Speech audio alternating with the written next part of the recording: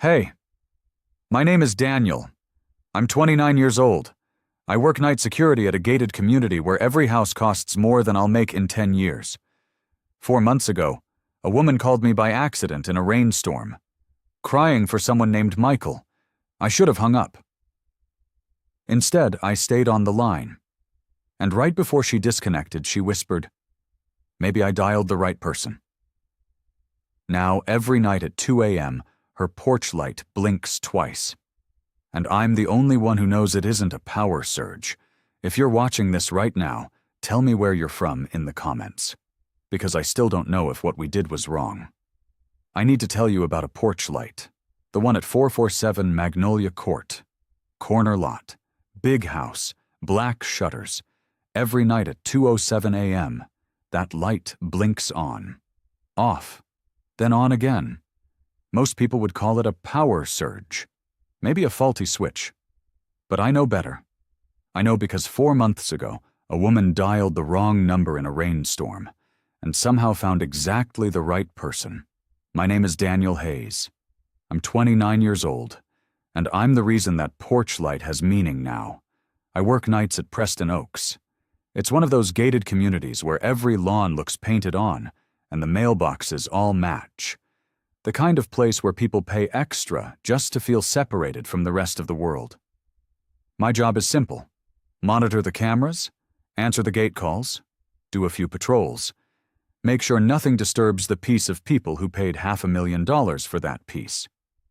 I live in a studio apartment above the maintenance shed. Rent-free. Part of the deal.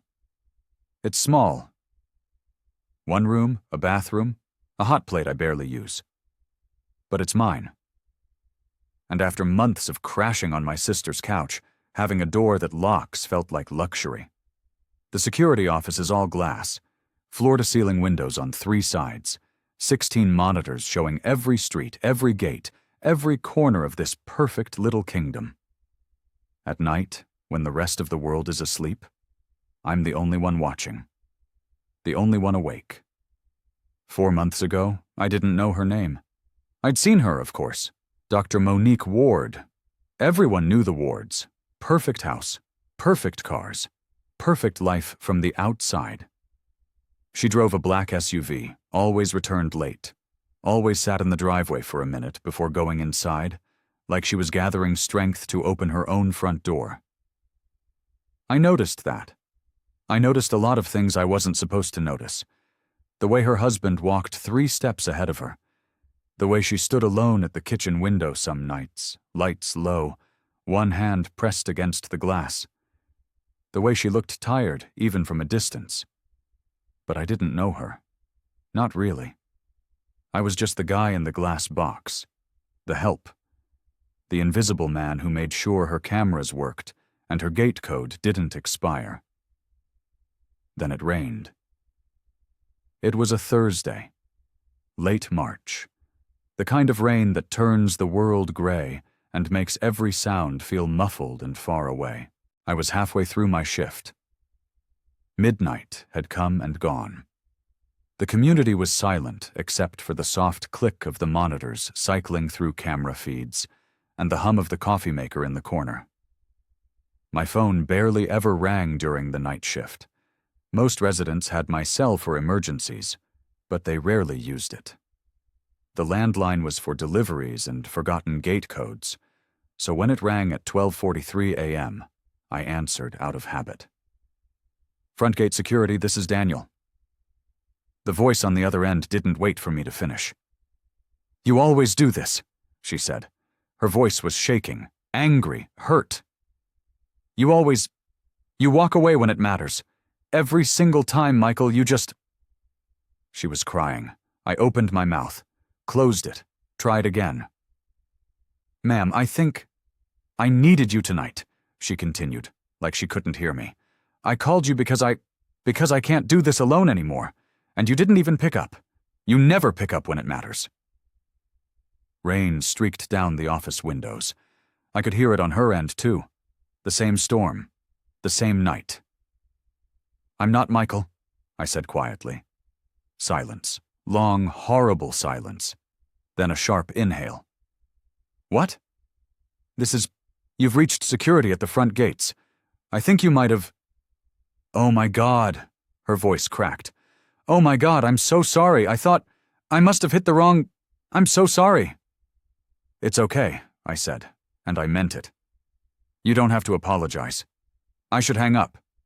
You don't have to do that either. Another pause. I heard her breathing slow down, steady itself. I'm an idiot, she whispered. You're not. You just dialed a number when you needed someone. That's not stupid. You don't even know me. No, I agreed. But I know what it's like to reach for someone who's not there anymore. The rain filled the space between us. I don't want to be alone with my thoughts right now, she admitted. Then don't be. We talked for 11 minutes. About nothing. About everything. About how embarrassing it is to cry to a stranger. About insomnia. About the way rain sounds different at night. She never said her name. I never asked. And then, just before she hung up, she said something that made my chest tighten. Maybe I dialed the right person. The line went dead. I sat there in the silence, staring at the phone, feeling like something had just shifted in a way I couldn't name. The next night I told myself to forget about it. Just a wrong number. Just a woman having a bad night. Happens all the time. But I couldn't stop thinking about her voice. So I did something I wasn't supposed to do. I checked the call logs. The system recorded everything.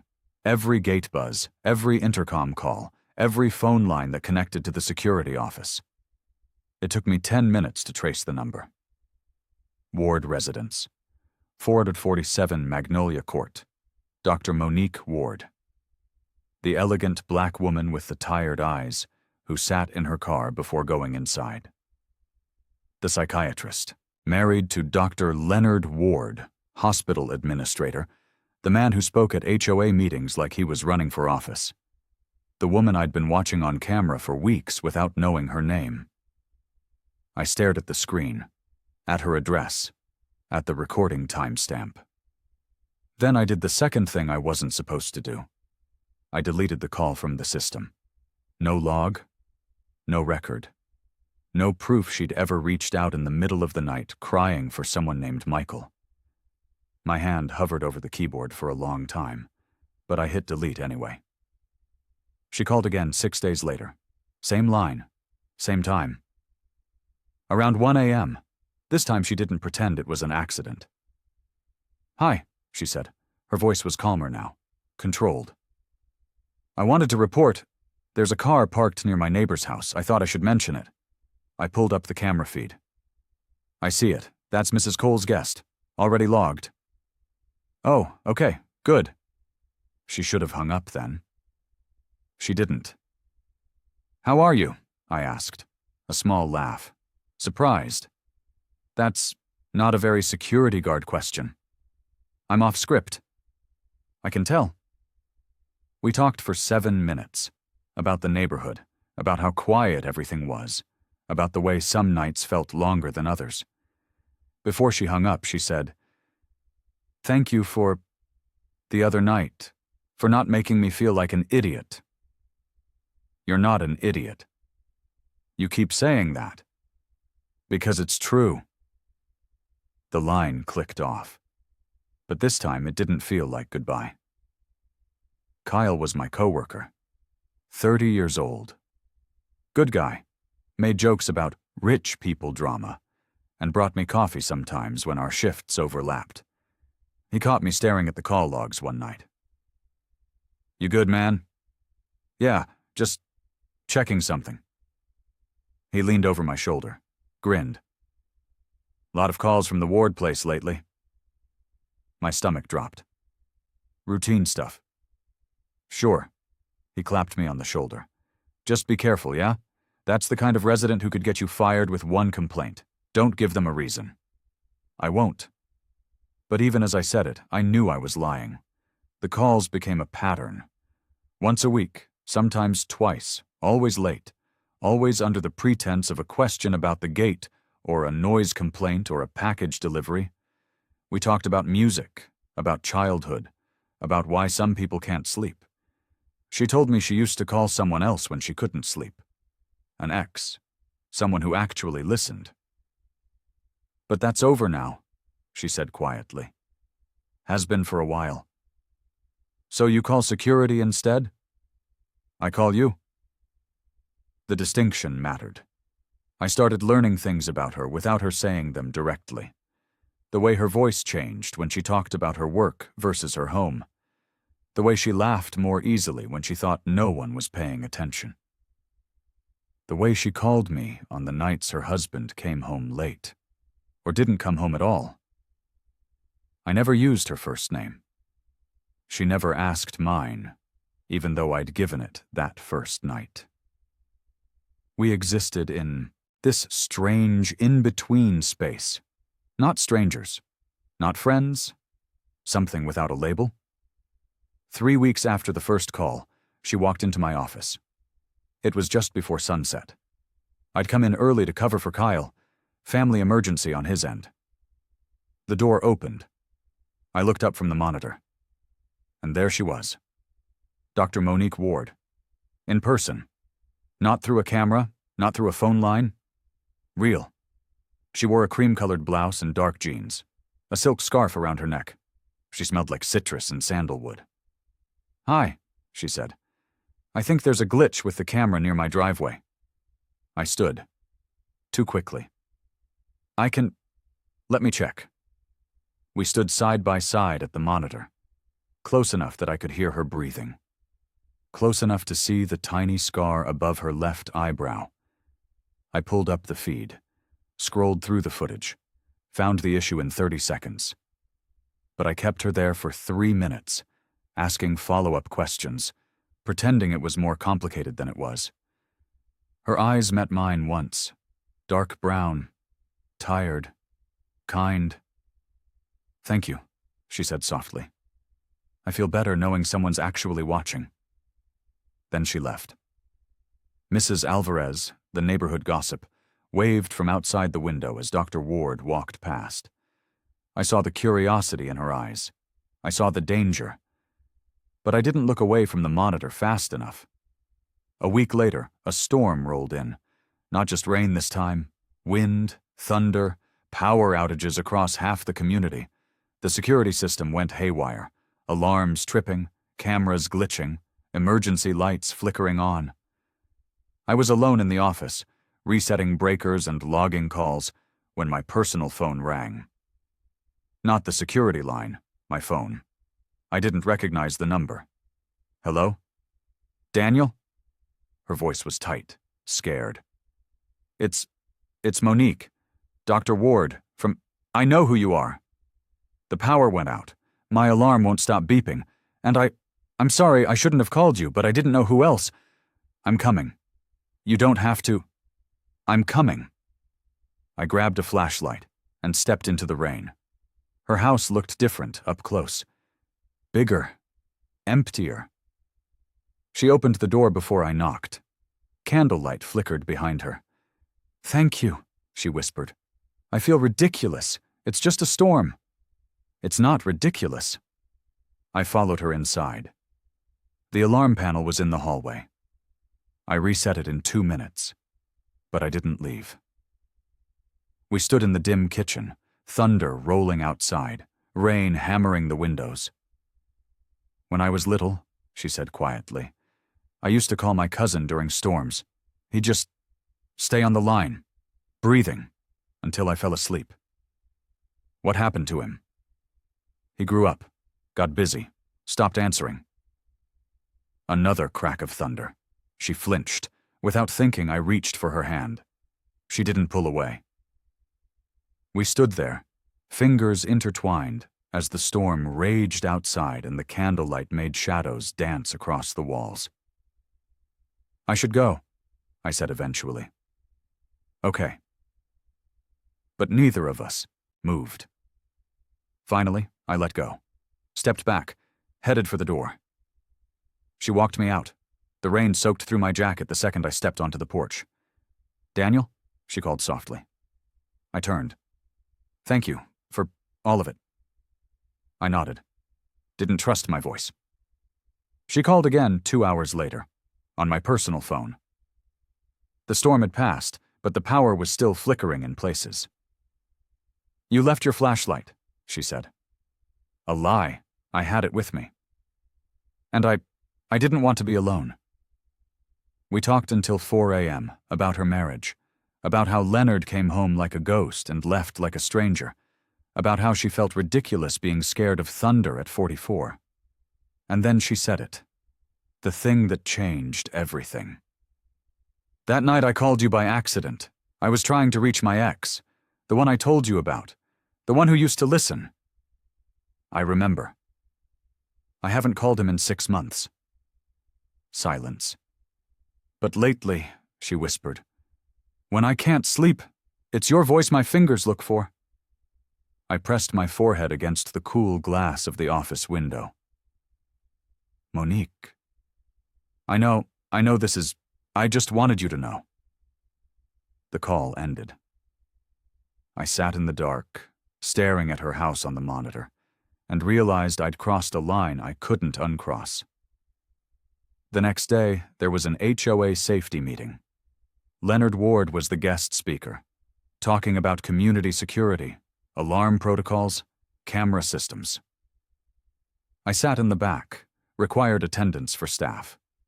Monique sat beside her husband in the front row. Perfect posture, perfect smile. She didn't look at me once. Mrs. Alvarez mentioned seeing me heroically respond to the Ward's house during the storm. A few people laughed. Leonard's jaw tightened. After the meeting, I heard Sabrina, Monique's glamorous best friend, teasing her in the parking lot. Private concierge service during a storm? Girl, I need to get on that list. Monique laughed it off, but her hands were shaking. That night, she called the security line instead of my personal number, back to official channels. We talked about a gate malfunction, about package delivery times, about nothing important. But her voice was softer than it should have been. And when I asked if her alarm was still working okay, she paused. Everything's fine now, she said quietly. Translation. We need to be more careful. I understood. Daylight had consequences. A few days later, I found a coffee cup outside the security office. My name written on the side in marker. A small note tucked into the cardboard sleeve. Thank you for last night. M. I held it for a long time, staring at her handwriting. Then I threw it away, because keeping it felt like evidence. The screenshot showed up in the neighborhood group chat a week later. Kyle showed it to me, laughing. A blurry photo, taken during the storm, my silhouette at her front door, her doorway glowing behind me. Caption. Our security really does house calls now.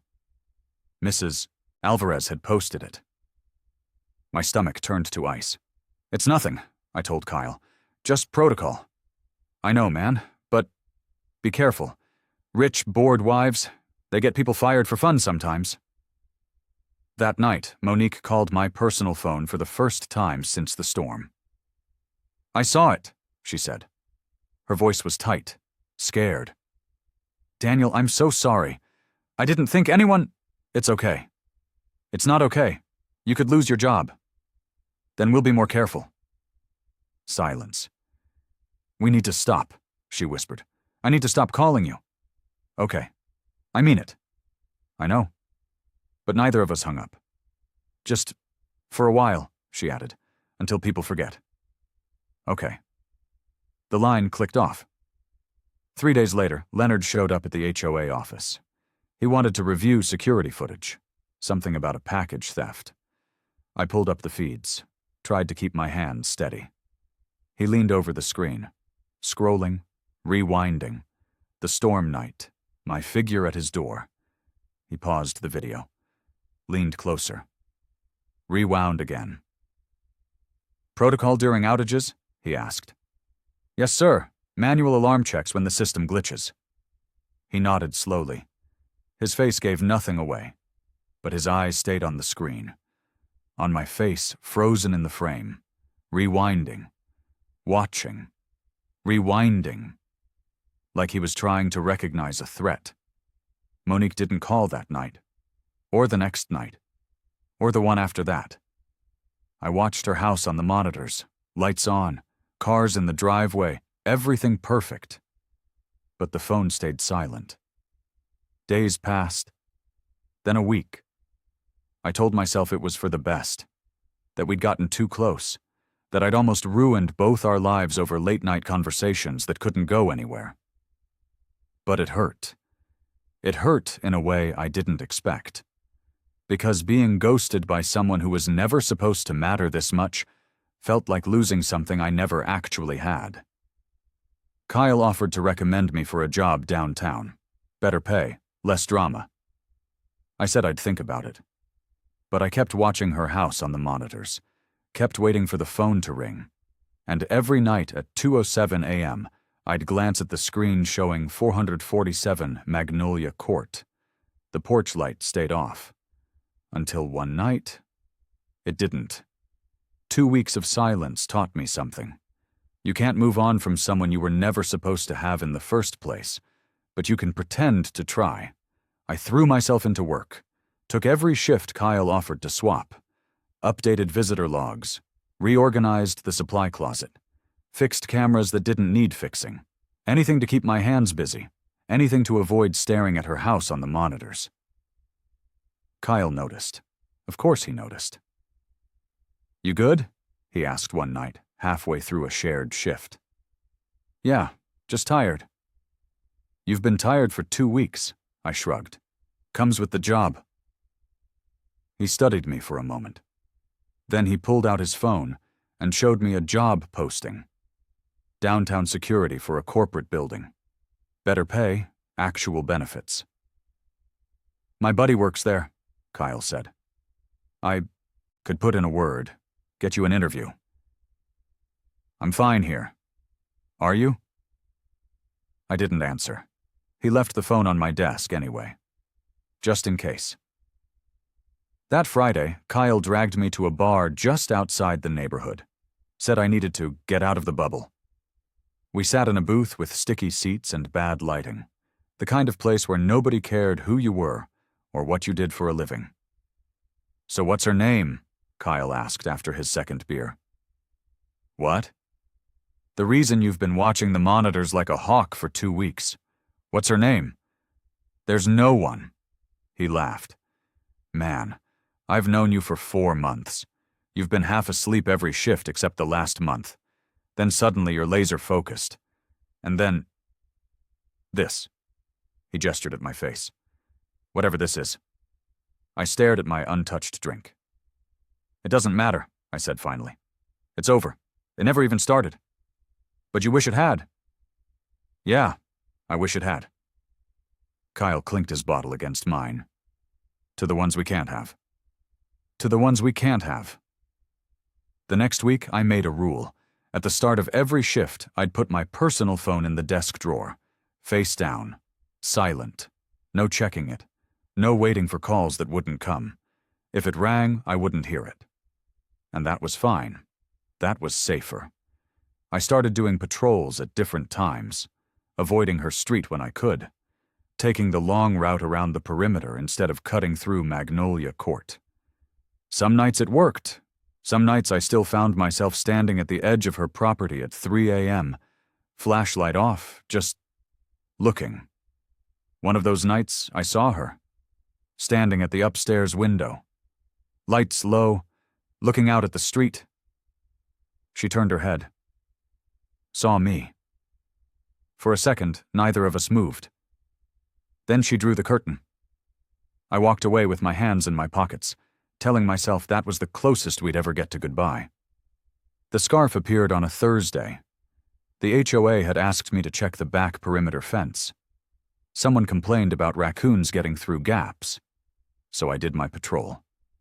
Flashlight in hand. Walking the staff-only path that ran behind the properties. Behind the ward's house, something caught the light. Silk. cream-colored, draped over the chain-link fence. I recognized it immediately. The scarf she'd worn that first day in my office. The one she had on during the storm. It was damp with dew, deliberately placed. Wrapped around it was a small plastic bag, and inside the bag, a folded piece of paper. My name on the outside, in her handwriting. My heart stopped. I opened it carefully. No long explanation, no apology, just a gate code I already knew. A time, 2 a.m., and one line. The porch light will be our phone now. I stood there in the dark, holding her scarf, and realized she hadn't given up. She'd just found a safer way. I took the scarf back to the office, folded it carefully, put it in my desk drawer next to the phone I never checked anymore. The note I kept, in my pocket. For the next hour and a half, I did my job, answered a gate call, logged a delivery, helped a resident who'd locked themselves out of their car.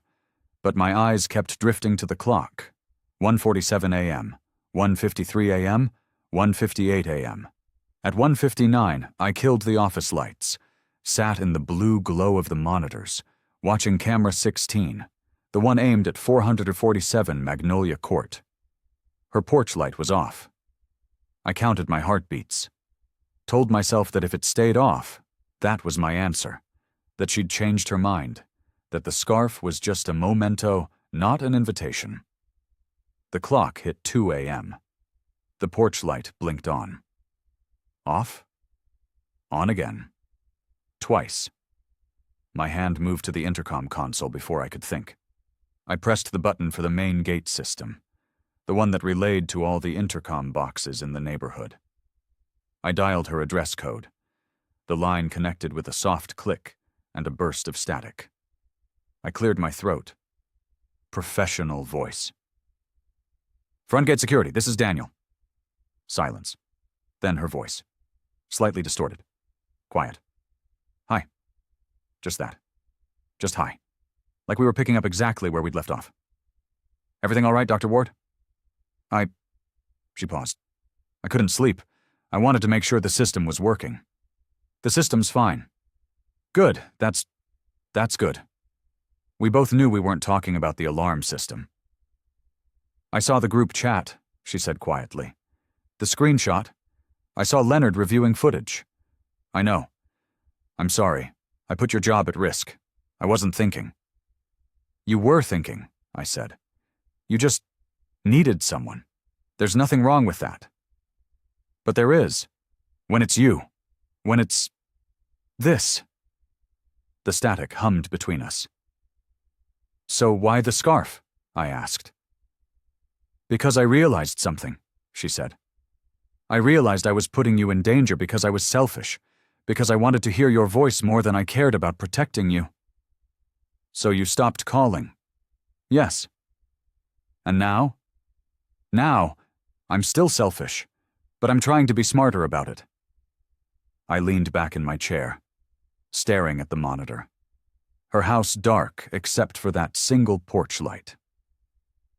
No more personal calls, she said. No more showing up at your office. No more leaving notes. Just this. The intercom. The porch light. Things that look like normal resident security interactions. Official channels only. Exactly. And if someone asks why you're calling security at 2 a.m., I'll say I have insomnia and I feel safer knowing someone's watching. It was a good cover. Believable. It was also the truth. Will you still pick up? She asked, her voice barely above a whisper. If I call like this? That's my job, I said. She laughed, soft and sad. Right, your job. The line stayed open, neither of us ready to disconnect. I missed your voice, she admitted finally. I missed yours too. This is dangerous, Daniel. I know. We're just making it worse. I know. But you'll still answer. Yeah, I said. I'll still answer. The intercom clicked off. The porch light stayed on for 30 seconds. Then it went dark. I sat alone in the office, feeling like I'd just made a promise I couldn't keep and didn't want to break. Over the next few weeks, a new routine formed. It was quieter than before, more careful. But it was there. She'd call the intercom line once, maybe twice a week, always late, always with some small question about the cameras or the gates or a noise she'd heard, and we'd talk. Not for long. 5 minutes. 10 at most. Just enough to know the other person was still there. One night she told me she'd started playing piano again, something she hadn't done in years. "Why'd you stop?" I asked. "Leonard said it kept him awake." "And now?"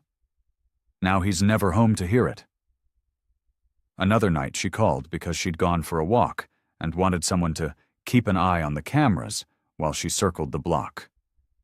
I watched her on screen 3, then screen 7, then back to 16. A woman in a hoodie and running shoes, walking alone at 1 a.m., finding peace in motion. When she got back to her driveway, she stood under the gate camera and looked up. Right at the lens, right at me. She pressed the intercom button. "Thank you," she said. "For what?" "For watching." Then she went inside. I enrolled in an online course, Facilities Management Certification, something to prove I was thinking about a future beyond this glass box. Kyle asked if that meant I was staying. "For now," I said. The truth was messier. I was staying because leaving felt like abandoning someone who'd never asked me to stay in the first place. But I was also taking the course because I needed to believe I was more than just the guy who answered her calls at 2 a.m. Somewhere between those two things was a version of myself I could live with. Then Leonard went out of town. A medical conference. 3 nights in Atlanta. I found out from an HOA email. Something about Leonard missing a board vote due to travel. I watched him load a suitcase into his car on camera 9. Watched him drive through the gates without looking back. That night felt different, heavier. I did my rounds, logged my calls, tried to focus on anything except the fact that for 3 nights, Monique would be alone in that big house with nothing but empty rooms and memories. At 2 a.m., the porch light blinked. Twice. I answered the intercom. "Hi," she said. "Hi." A long pause. "He's gone until Sunday," she said quietly. "And the house is so quiet I can hear the walls settling." "You want me to do an extra patrol? Check the exterior?" "No, I wanted to hear your voice." I pulled the scarf from my desk drawer, ran my fingers over the silk. "Are you scared?" I asked. "No, that's the strange part. I'm not scared. I'm just lonely." "There's a difference? Being scared means you want someone to protect you. Being lonely means you want someone to see you." Understood that more than I wanted to admit. "I see you," I said. Static hummed between us. "I know you do," she whispered. "That's why I keep calling." We talked for over an hour that night, about everything, about nothing. She told me about her mother, who thought Monique's life was perfect and couldn't understand why her daughter seemed so unhappy. About choosing psychiatry because she wanted to help people feel less alone, and ending up more isolated than ever. I told her about my sister, about missing my mom's birthday because I couldn't face going home and pretending my life was on track. "You're hard on yourself," Monique said. "So are you." Touché. At one point she went quiet. I heard rustling, movement. "Where are you?" I asked. "Outside, in the driveway, at the intercom box." I looked at camera 16. There she was, robe over pajamas, barefoot on the concrete, one hand on the metal panel. "It's cold," I said. "I know, but this feels closer." I stood up from my chair, walked to the door of the security office, looked out at the dark street. In my head, I could map the distance between us. 3 blocks, maybe 400 yards. So close, so impossibly far. I wish, she started, then stopped. What? I wish I'd met you 10 years ago, before Leonard, before I built this life that looks perfect but feels like a museum. You think it would have been different? I don't know. Maybe. Probably not. But I like to think so. I pressed my forehead against the cool glass of the office door. On the monitor, I saw her lean forward, resting her forehead against the intercom panel.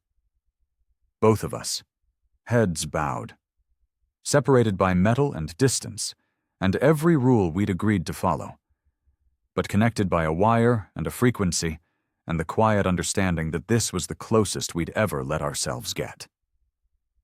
Daniel, she whispered. Yeah? Don't be the one to hang up first. I won't. We stayed like that for another 10 minutes, just breathing, just being. Finally, she pulled back. I should go inside. It's freezing. Okay. Thank you. For tonight. For all of it. Anytime. The line clicked off. I watched her walk back to her house on the monitor, watched the door close, watched the lights go off one by one. And I knew with absolute certainty that I was in love with a woman I couldn't have, had been for weeks, maybe longer. Leonard came home on Sunday night.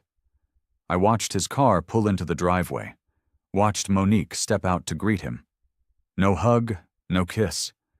Just a brief nod before they both went inside carrying separate bags. That night, the porch light stayed off. The intercom stayed silent. And I told myself that was okay, that this was how it had to be, that some doors close for good reason. But 2 weeks later, she called. Just a short check-in, a question about package deliveries, 5 minutes of careful coded conversation, and the week after that, she called again. Not every night. Not even every week. But enough to know we hadn't let go. 6 weeks after the night we pressed our foreheads to the same piece of metal, I'd settled into something that felt almost like acceptance. I finished my online course. Passed with honors. Kyle took me out for a drink to celebrate. So what now? He asked. You taking that downtown job or what? I don't think so. Why not? I shrugged. I'm not done here yet. He studied me. This about a woman? Maybe. She worth it? I don't know, but I'm not ready to find out by leaving. Kyle clinked his beer against mine. You're an idiot. Yeah, probably. Life kept moving. Mrs. Alvarez softened toward me after I helped fix her porch light during a short circuit, started waving when she drove past the office instead of just watching. Sabrina stopped fishing for gossip. Or maybe she just got bored. Leonard remained distant. Polite. A man who existed in the same neighborhood, but a different world. And Monique? Monique kept calling. Not often, but often enough. We'd built something fragile and strange, a connection that lived entirely in static and porch light, blinks, and the careful distance we maintained to keep it alive. It wasn't enough, but it was more than nothing. And for two people who'd learned to live on scraps of intimacy, that felt like something worth protecting. Tonight is another Thursday. 6 months since the first wrong number. 4 months since the scarf on the fence. I'm sitting in the security office at 1:47 a.m., filing a report about a broken sprinkler on Wisteria Lane. My phone is in the drawer. Face down. I'm better about that now. The monitors glow in the dark. 16 different views of a perfect sleeping community. Camera 16 shows 447 Magnolia Court. Porch light off. I'm not expecting anything. Not anymore. I've learned not to count on the nights she reaches out. But I'm also not surprised when, at exactly 2 a.m., the light blinks on. Off, on again. Twice. I smile. Just a little. Press the button for her address code. Security. This is Daniel. Hi. Her voice is soft, familiar, safe. Everything quiet tonight? Very quiet. Good. I couldn't sleep. I just wanted to know someone was awake out there. I'm awake. I know. We talked for 3 minutes. About nothing important. About the weather. About a book she's reading. Before she hangs up, she thanks me. Not for the conversation. Not for anything specific. Just thanks. Anytime, I say. The line clicks off. The porch light glows for 30 seconds. Then goes dark. I lean back in my chair, staring at the empty screen. And I think about wrong numbers. About how sometimes the person you're reaching for isn't the person you dial. About how sometimes the mistake knows exactly which number it's calling. Maybe that first night, in the rain, Monique really did hit the wrong button. Or maybe some part of her knew that Michael, whoever he was, wouldn't answer anymore. That the ex she was trying to reach had moved on. Let go. Stopped being the voice she needed in the dark. And maybe, just maybe, her fingers found me instead. Not by accident, but because mistakes have their own kind of wisdom. The porch light at 447 Magnolia Court blinks sometimes. Not every night, not even every week. But when it does, I answer. That's my job. At least, that's what I tell myself. And some nights, when I'm being honest, I know it's more than that. It's a promise I made to a woman I'll never really have. A woman I watch from a distance. A woman I talk to through static and wire. A woman who called me once by mistake. And keeps calling on purpose. We never crossed the line into something we can't take back. We never said, I love you. Never made plans. Never pretended this could be more than late-night confessions and intercom whispers. But we're still here. Still connected by a frequency only we understand. Still answering when the other one calls. Maybe that's not enough. Maybe it's everything. I don't know yet. But when that porch light blinks at 2 a.m., I'm going to keep picking up. Because some mistakes are worth making twice. Some numbers are worth dialing in the dark. And some people are worth staying for, even when you know they can't be yours. Maybe she really did dial the wrong person that night. Or maybe some mistakes just know exactly which number they're calling.